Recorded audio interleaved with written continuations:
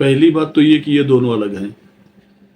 टोना और टोटका, ये दोनों टोटली ही डिफरेंट चीज़ें, इसको पहले समझने की कोशिश करिए। टोना क्या है और टोटका क्या है? लोग एक साथ बोल देते हैं टोना टोटका, जैसे अभी आपने कहा। टोना एकदम अलग चीज़ है, टोटका एकदम अलग चीज़ है। मैं इनका एक बेसिक डिफरेंस आपको बताता हूँ, इसको समझने की कोशिश कीजिएगा। टोटका टोटका जो है वो अपने भलाई के लिए किया जाने वाला शास्त्रीय सम्मत कुछ विधियां हैं, उनके कुछ मंत्र होते हैं। किसी टोटका में मंत्र होता है, किसी टोटका में खाली क्रियाकलाप होता है। वो अपनी भलाई के लिए या अपनी परेशानी दूर करने के लिए किया जाता है। इसमें किसी दूसरे का अहित नहीं होता, किसी के बारे में कोई निगेटिव कोई सोच के या लेके नहीं चलता। बात समझ रहे कि नहीं?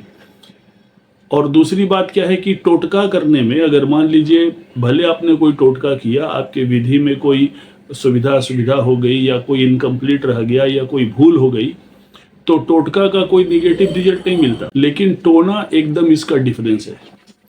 टोना किसी दूसरे की बुराई करने के लिए की जाती है, उसका अहित करने के लिए किया जाता है, उसको नुकसान पहुंचाने के लिए किया जाता है।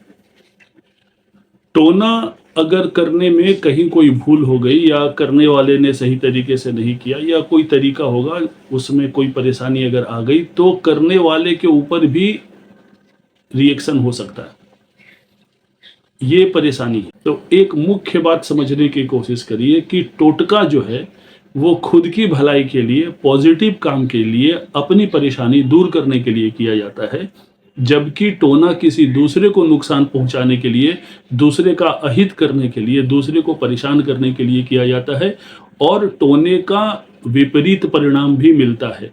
वैसे भी एक जनरल बात है, आप किसी का बुरा चाहेंगे तो आपका बुरा होगा।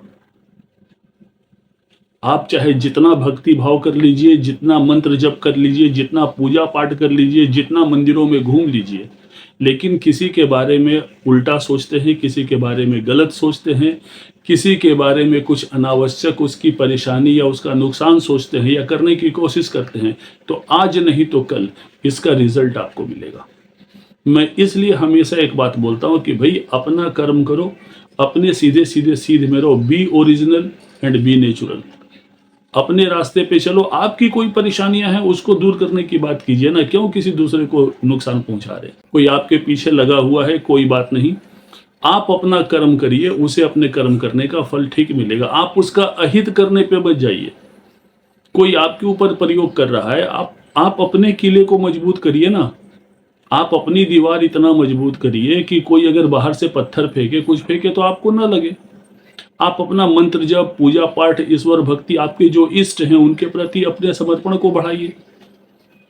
आप कहीं डावाडोल हो रहे हैं, इसका मतलब कि आपकी भक्ति में ही कमजोरी है। बात आ रही है समझ में?